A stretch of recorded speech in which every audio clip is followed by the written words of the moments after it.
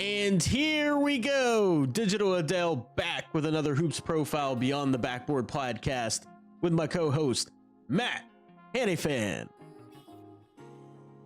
How you doing? What's going on, man? I'm doing good. Today we're going to be talking some Indiana Pacers. We're less than a week away from basketball starting officially, which I'm very excited about. Obviously, the college basketball season's coming up. Too. That's going to be in full swing here in a couple of weeks. Man, I'm very excited for this time of year. I love this time of year in the sports realm. Obviously, there's a bunch of different sports going on, but hoops specifically is starting, so I'm doing good, man. How about yourself? Oh, I'm doing fantastic. Thanks for asking. I can't wait for the college basketball season to start. That's the meat and potatoes of the YouTube channel. And then we'll be breaking down prospects, and we're even going to dedicate part of the episodes going forward once the college season starts to prospects, and then we'll talk a little NBA in here on the podcast as well. Speaking of the NBA, as you mentioned, super close to the regular season starting, we have the upstart Indiana Pacers that exceeded everybody's expectations last year with their fast-paced basketball, 5-out offense, playing zero defense. And Juan Nunez would have fit in great with the Indiana Pacers. He was drafted by them, but he was traded. His pick was involved in a trade earlier in the year. So Juan Nunez shipped off to San Antonio to go play overseas. And instead, they have one Johnny Furphy. He's very intriguing to me. Played his basketball in Kansas and would stand in the corner and not do much. that was his college basketball career. Get out on the break, not do much defensively, and not do much really offensively in the half court. Most of his action was done in the full court in transition at Kansas. What I like about Furphy, man, is he athletic. He'll dunk on your head. Eerily similar to Tom Chambers for all the basketball aficionados back in the day. Off air, I know we talked about this a little bit, and you looked him up, and you did a double take. You're like, wait a minute, isn't this the game I just watched? Talk to me about Johnny Furphy. What do you like about Johnny Furphy? I think from his summer league tape specifically, I think you mentioned him at Kansas. He stood a lot in the corner. He would knock down some shots here and there. I think towards the end of his Kansas tenure, I liked how he was able to, attack closeouts a little bit. Like, he doesn't have a great handle, but I think he gained more confidence in it throughout the season. Him finishing through contact, like he wasn't afraid to finish through contact, whether it was in transition or whether it was in the half court. And so those are footnotes that I liked from him, coming out of Kansas. I think in this Pacers context, specifically in the summer league, I thought he was moving around more offensively, like they were using him more like off the ball, like him coming around screens, him going from corner to corner, like, hammer screens, pin, whatever you want to call it. It just felt like he was moving more offensively, like there was more player movement within his game. And I think they wanted to get that out of him as like, not necessarily a movement shooter, but a guy who can just be a threat from multiple different areas beyond the arc, even though a steady dose of his shot attempts still did come from the corner. Let me just make that clear. But then, like, on the rebounding, like something that I liked from him, again, at Kansas and then now in the summer league context, was his rebounding. And it felt like he wasn't, we're going to talk about Enrique Freeman a little bit. He wasn't quite Enrique Freeman in the sense that he was just always around the ball off misses, but you could tell he was crashing the offensive glass. Like, there was a lot of corner crashes, above the break crashes that I liked. And then, like, defensively, he was all right in summer. Like, that was something that I think they want to develop more out of him. And obviously for him, he's going to need to improve his strength. He's going to need to improve, parts of his game, like his handle, like his playmaking, that stuff. But I think from him specifically, like, I see something there in terms of, I don't want to say 3-and-D, because I think that label kind of gets overblown, because guys who get labeled 3-and-D sometimes can't shoot or can't play defense. And so I don't want to say 3-and-D, but I think like he can be a capable floor spacer, and that's something that I think obviously that's like his baseline, his floor, and I think they want to develop more parts of his game, some of which I just mentioned. But I also want to think they would improve his strength because I mean he didn't shoot great in summer league, but like you can tell like his form wasn't bad, and like there were times where again he was like coming off of screens and whatnot, and like he was always well balanced when he would catch and shoot or whatnot. And I think obviously once he like improves that part of his game, then he can leverage his, ball handling if he improves it. Then he could like, leverage attack and close out, like all that different type of traits in addition to his rebounding, in addition to, just him getting stronger and playing even more through contact than he already did toward the end of his tenure at Kansas. Like he wasn't shy at all. Like there was a clip that I remember watching in preparation for this where he tried to dunk over like three Suns players at one time. It was just like that's not something that many players are willing to try, and it just shows like the confidence to like, okay, yeah, if I can get to the rim, I'm gonna try to put you through the hoop. And I just like that mentality from him. Again, he's still, I think, still 19 years old, and so he's a young player with plenty of room to grow. And I do like what they have here, and I think they're going to spend some more time developing him before he actually gets a shot playing with the NBA club. Yeah, absolutely. And he is, like you said, super young, 19 years old, 6'9, 200 pounds. And if anybody has watched Tom Chambers tape from back in the day, the highlights, there's an iconic highlight of him taking off from like, I don't know, the dotted circle with 1 foot, just jumping over a dude, clearing him and dunking on him with two hands. And Johnny Furphy has a dunk like that in college where he just puts his knee like right in the guy's chest, just goes right over top of him and dunks on his head. So he's definitely not afraid, man. He will get into the lane. His jump shot definitely isn't anything to write home about in terms of percentages. His form is good.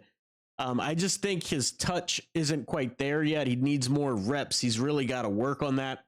His foot speed is really subpar. That's definitely been from college all the way through summer league. And that's where his problem is, not just in point of attack defense, but also handling the ball. Like his handles are okay, but he has no foot speed to go anywhere once he uses his handle. So in the NBA, his path is going to be more on curls, coming off of screens, back cuts, getting out in transition where he can just run in a straight line and take off on top of people's head or rebound and things like that. But here's the hope with his shooting. In summer league, he shot 85% from the free throw line. It's usually a pretty good indicator that your form's solid and that you're going to be able to get that to improve. Now, there wasn't a lot of free throw volume. I mean, he only had 1.75 attempts per game. That gets back to once you're in the half court, he can't really beat anybody off the dribble. It's either, like you said, coming off a flare screen or a hammer screen and shooting a shot from the corner, or curling into the lane, getting layups, or dunking on somebody in transition and things like that. So he's definitely a work in progress. It's a loaded roster. I could see him getting time in the G League, but at the same time, I could see him getting some minutes if there's like an injury or anything like that on the big club. So I could see that, because in that offense, he doesn't need the handle. It's a pace and space offense. Get out and run up tempo. He doesn't need to defend. Nobody defends on that team. So I could see a case where he could get some minutes eventually throughout the year, but I definitely think you're right. He starts the season in the G League. Now, the unique thing about this Indiana Pacers draft is they had a first round pick, but they also had 2 second round picks. Because as we talked about on this channel, second round picks, you cannot buy them anymore, or you get hard capped. So a lot of teams in these trades, they're like, well, just throw in a second round pick and it'll be fine. Because they want to stock those second round picks so they don't have to buy them. And in this case, they had 2 second round picks. One was Tristan Newton, who's a very interesting player for a lot of reasons. One of those reasons is that he's 23 years old. He's an older player. And he was on a championship team in college. So he's got a lot of winning experience, a lot of pedigree, and he's very versatile. I mean, he handles the ball. And here's my thing before I let you get your thoughts on Tristan Newton. Is there anything that he does exceptionally well? Does he have any traits that he does exceptionally well? That's a question I'll pose to you. You just mean for his position or like in general? For his basketball game, period. Is there anything he does exceptionally well? I mean, if the closest thing is probably his playmaking. Probably. It's probably but his it's playmaking not more. exceptionally well. It's not even No. excellent. It's not. There's no superlative you'd attach to it. It's good. Yeah, he does that well. Same with his rebounding, I guess, again, for his position. Sure. That's my point for Tristan. That is the summation of his game. He does everything, but he does everything just well. Not good, not great, not excellent. There's nothing that stands out about his game that you would write home about and be like, wow, look at this guy. And he got away with that at UConn because in college, he had all that talent around him, all those stars. So that's all he needed to do was be just good enough. You can jack up threes whenever you have Donovan Klingett down there. You have Steph Castle crashing the glass, you know. You got Caravan, knocking down threes. You just got to fit in. You got to get in where you fit in those situations. So, but that's my overall arching thought to make it short and concise with Tristan Newton. He just doesn't do anything. There's no excellent trait. He just does a little bit of everything. Jack of all trades, master of none. What did you see on the Summer League film? Before I get to the good, were you as worried as I was with his lack of vertical athleticism? I was extremely worried with his lack of vertical athleticism. Absolutely. And not just his vertical athleticism, but his burst handling the ball. Like, he's not very twitchy at all.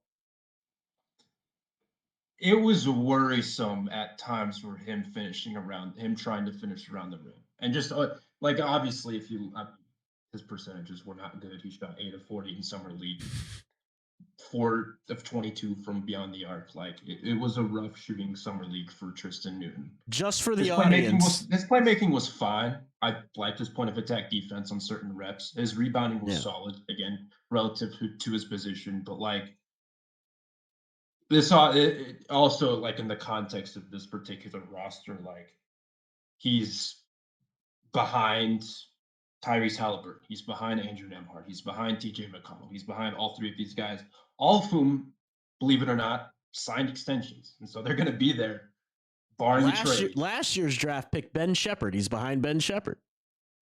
Well, right. Like, all of these guys, he's behind. And it's just so, like, again, this is something that he's on a 2-way contract. They're going to work with him, obviously, the G League about. I'm guessing he's going to, I mean, he wasn't a bad shooter at UConn. Obviously, his free throw percentage was pretty good. I want to say it was in like the mid 80s. He shot close to 90% in Summer League. So, like, his touch, I think, from his jump shot isn't bad. But for him, it's like, again, I don't know how much he's going to be able to get to the rim. And then I just don't know how much he's going to be able to finish when he gets to the rim. And I think that's like my biggest concern when I was watching his tape. Was just like, to your point, like, he doesn't do anything exceptionally well. He does plenty of things well, like, where it's just like, okay, like, good defense on this possession, good point of attack defense. He's willing, get his face in the jersey of some dudes. He's solid with his hands there. And then his playmaking, like, okay, like, yeah, he knows how to initiate offense. He knows how to run an offense. He knows how to be, whether like a primary, secondary, initiator in that sense. His rebounding, it's like, okay, yeah, he's crashing the glass. Like, he has those winning traits. But it's just like, I was like, ooh, like, I don't love this when it comes to some of the weaknesses offensively. And, like, to me, that just stood out the most. So I just wanted to get your thoughts on that before I dove into the good, because that part was just like, woof. I was a little concerned. Again, not to say it's going to be permanent forever, but like. But you saw it in college too, though. This is the thing. That's you saw his erratic finishing in college as well. He wasn't a sure thing going to the hoop. He could do it, but again, he's 23. Some of these kids are 18, 19 years old, that he's playing against. He could Right. do it because he's got a little bit more mature body. But when you get to the NBA, everybody's athletic. Everybody's got length. And 20% from the field, 5 games played, 18% from 3. Not great, Bob. No. No, not at all. His effective field goal percentage in summer league, I mean, I can't. What was it? It was something like insane. It was 25%. His effective field goal percentage was 25%. 25% effective field goal, 43% true shooting. Jeez, that's brutal. Brutal. And I mean, I like his playmaking, but he also averaged 2.5 turnovers, though, right? A little over 2.5. So, yeah. Okay. I mean, this goes back to my original point. It's okay. It's solid. There's nothing great or wow you about it. What good, though, did you have? Well, I mean, again, the good was just something I briefly touched on was, the playmaking. Again, Gotcha. I knew, watching him, obviously, I'm watching multiple other guys, but he knew how to initiate offense. He didn't hijack the offense or anything like that. Right. And then the rebounding again, the point of attack defense, those are all stuff that I walked away okay, yeah, you're not shooting the ball well at all. No duh. But you're doing some of the little things that I mean, at 6'5", though, what did he get? 3 rebounds per game? Something like that. I mean, it's not bad, but again, it's not great. Yeah, about 4. About 4. Okay, that's decent. I'll give him that. 3.8 rebounds, 4.6 assists, 1.2 steals, 2.8 turnovers to your point earlier. Yeah. In roughly 22 minutes. Right. And then the path to make the roster, as you said, he'd have to climb over all these more established, more athletic, better shooting players. He's got a really rough path to make in the roster. Yeah. There's got to be injuries or something, or maybe a trade. Rick will give him some spot minutes, at the end of the game. I don't see that happening. No. Well, I'm saying spot minutes if it's a blowout with, He's on a 2-way. I mean, is he going to be up with the club? Probably not much. Probably not much. At least as a rookie. Yeah, because you'd got to get Ben Shepherd some run. He's previous year's, draft pick. You're not going to give Newton run over Ben Shepherd. So, right. Yeah, that's a tough proposition for him. But he's not the only second-round pick for the Indiana Pacers. We've got the young Enrique. Well, my apologies. Young compared to me. You said young Enrique Freeman. Is that an oxymoron or something? Compared to me, he's young. But he's 24 years old. He's older than Tristan Newton, who's an older prospect. And he played at Akron, born in Cleveland, Ohio, 6'7", 206, eerily similar body frame to Johnny Furphy, actually. And he's also on a 2-way contract for the Indiana Pacers. But his field goal percentage was a lot better. I actually really liked his activity down low. I liked how he used his length. He would mix it up on the glass as well. I mean, he got 23 minutes a game, so it wasn't like he played a ton. But when he got in there, I mean, he would give you a block, he'd give you an assist. He did a little bit of everything except for shoot threes very well or free throws. What are your thoughts on the young, old Enrique Freeman? I loved what I saw from Enrique Freeman. I don't think the stat sheet does him enough justice. On the inside specifically, right? Yeah. Yeah. Yeah, he has a motor where it's a 12 out of 10 every single play. I love it. And that's something that I talked about Furphy earlier, like hunting the glass. Like again, I'm just looking at the numbers right now. 22 total rebounds in 5 games, roughly 4.4 per game. It felt like he corralled way more than that, or he was around the rim for way more than that. Right. Like it felt like every single miss when he was on the floor, he was somewhat involved in whether he's like tipping it or whatever the case is. And to me, like again, I don't think that does him enough justice. Again, I'm not saying it's wrong, but it just How'd he feels do on like the he was so offensive much glass? 7 offensive rebounds, and it felt There like you he go. had 7 per game, That's right. And or only he was around 23 the rim minutes for per 7 game. per game. Right. Yep. And it to me, like I love his motor offensively, defensively. Like defensively, there were times where he was switching multiple positions and he was doing it really well. Again, he's a little bit of an undersized player. Yeah. Like I'm not going to say he's like a big or anything like that, but to me, he feels like he plays 5-6 inches bigger than he actually is. Right. But he's also incredibly mobile. Like he runs the floor really well. Um,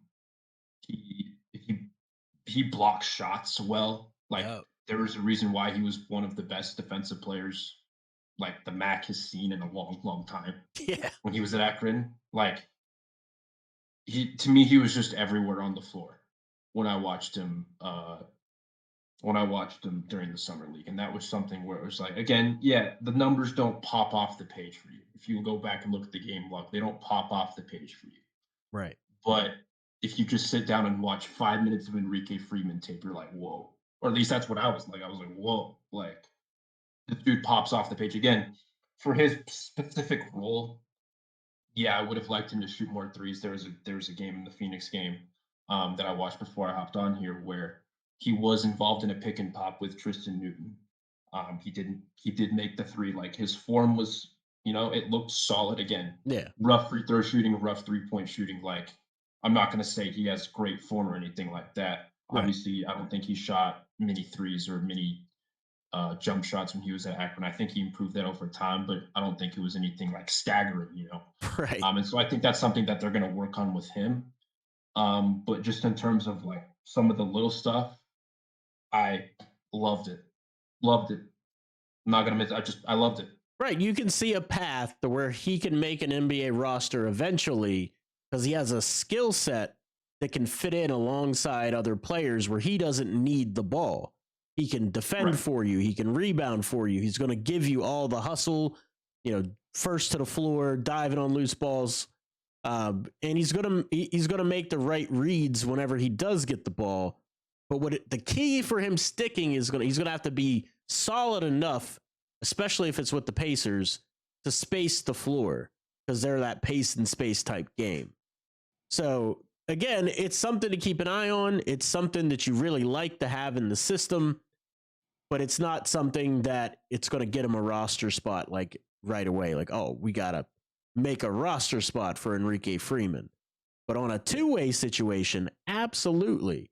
Love to have that type of player in the system. I really love the offensive glass part. Like averaging only 4.5 rebounds per game in 23 minutes. Every game, a rebound and a half is on the offensive glass. That's big time. And that doesn't even count the deflections that you get, try to tip the ball to your teammates or whatever. And you don't get it. Just any of that activity is just welcomed for a person that isn't going to need usage. Like his usage rate in Summer League was like 18%, something like that. Like it's not like he had like a 25-30% usage rate or anything. Right. And I know we're going to transition into the Miami Heat part of this pod, but watching him, it felt like I was watching Keshad Johnson at certain points. Yeah, like that's how much I liked. That's how much I liked his activity, like at certain points in certain spots on the floor. So that's where I want to leave it today. Before we get out of here, let people know where they can find you, follow you, and get more of your work. At MPH_824_. That's my Twitter handle. You can find me at hoops.com, writing about the Miami Heat, VendettaSportsMedia.com, where I do a lot of NBA stuff. And then mountainwestconnection.com, where I will be doing a lot of college basketball stuff for the Mountain West Conference specifically. I'm sure there's going to be, a couple of guys, Nick Clifford, Donovan Dent, that you and I are going to talk about, or I'll make you talk about I'm just kidding, at some point throughout the college basketball season. But nah, man, I'm doing a lot of stuff for a lot of different people. Also, find us on watchplayback.tv /5RSN. Adele and I, including several others from the 5 Reasons Sports Network, we watch Heat games together. We commentate on them together. We've been doing that throughout the preseason. We're going to be doing that once the regular season tips off on October 23rd. I'm excited, man. There's going to be a lot of good hoops content from you and I, in addition to all the other stuff that's going on at 5RSN for this upcoming season. And I'm pumped, man. Thank you for having me on. Oh, you're welcome, man. As always, thrilled to have you. And you're definitely right about that. Tons of great hoops right around the corner here at Hoops Profile and the Beyond the Backboard podcast, as well as on 5RSN and both of our playback channels, the playback /5RSN and then playback /Hoops Profile. We're going to be going over some college games. So I know I will. Maybe Matt will drop by for those Mountain West games. And then also, before we get out of here, you can find me and all the social media platforms under Digital Adele. That's my moniker. You can find this podcast wherever you listen to podcasts. Hoops Profiles, Beyond the Backboard podcast on Spotify, Apple Podcasts, iHeartRadio, Stitcher, wherever you get your podcasts. So don't forget to like, subscribe on YouTube, and leave us a 5-star review on Apple Podcasts. It really helps us out. And, appreciate all of you. I'll see you next time.